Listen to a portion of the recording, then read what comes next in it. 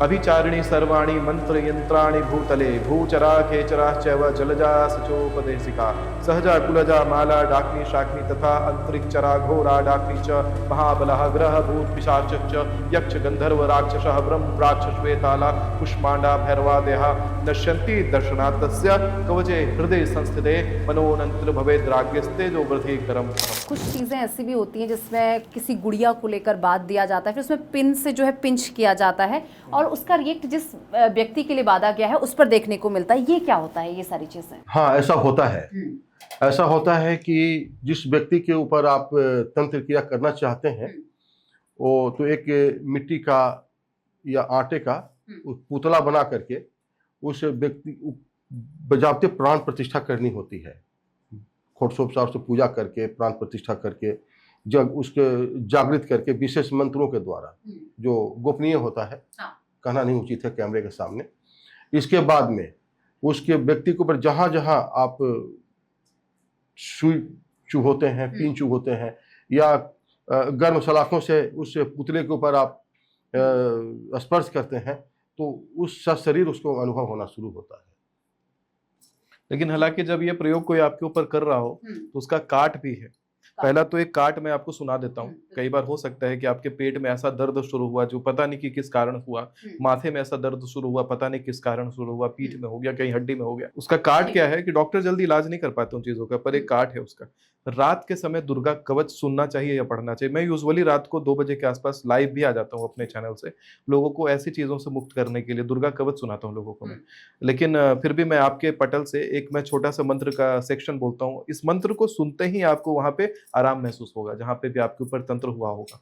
मंत्र है अभिचारिणी सर्वाणि मंत्र यंत्राणि भूतले भूचरा खेचराश्चैव जलजा सचोपदेशिका सहजा कुलजा माला डाक्नी शाक्नी तथा अंतरिक्षरा घोरा डाक्नी च महाबलः ग्रह भूत पिशाच च यक्ष गंधर्व राक्षसः ब्रह्म राक्षस वेताला कुष्मांडा भैरवादयः नश्यन्ति दर्शनात् तस्य कवचे हृदय संस्थिते मनोनंत्र भवेद्राग्यस्ते जो वृद्धिकरम् परम्। इतना मात्र सुनते ही अगर आपको आराम हुआ हो तो इसको बार बार सुनिए।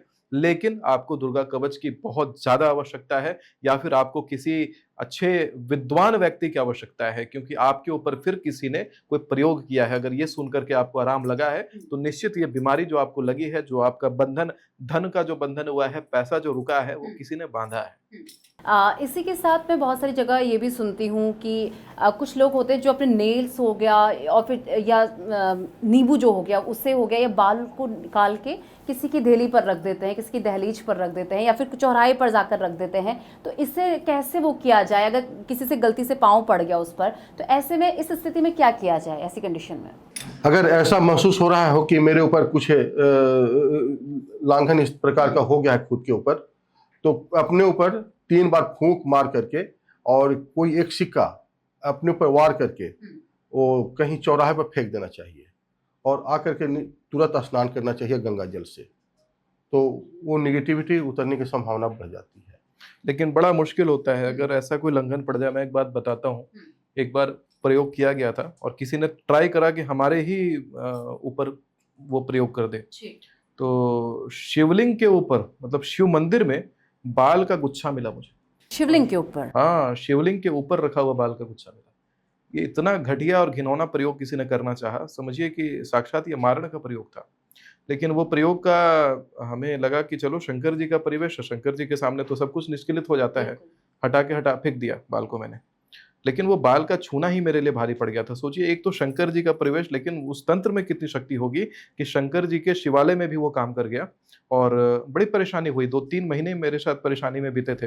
लेकिन उसके बाद ये चीज़ जरूर है, एक तो मंदिर में किया हुआ प्रयोग था, उस समय हमने ध्यान नहीं दिया। लेकिन जय ही मैंने इसका काट किया, काट करते के साथ सब कुछ जो 3 महीने से परेशानियां चल रही थी वो काट करते ही खत्म हो गया। आजकल पता है एक चीज और मुझे याद आता है कि लोगों के घर में आजकल रावण संहिता रखने का बड़ा चलन आ गया है। लोग पुराण नहीं रख रहे लेकिन रावण संहिता ला करके अपने घर में रख दे रहे हैं। आप सावधान हो जाइएगा, अगर आपके घर में रावण संहिता है, घर की बर्बादी उसी दिन से शुरू हुई है जिस दिन से घर में रावण संहिता आया है।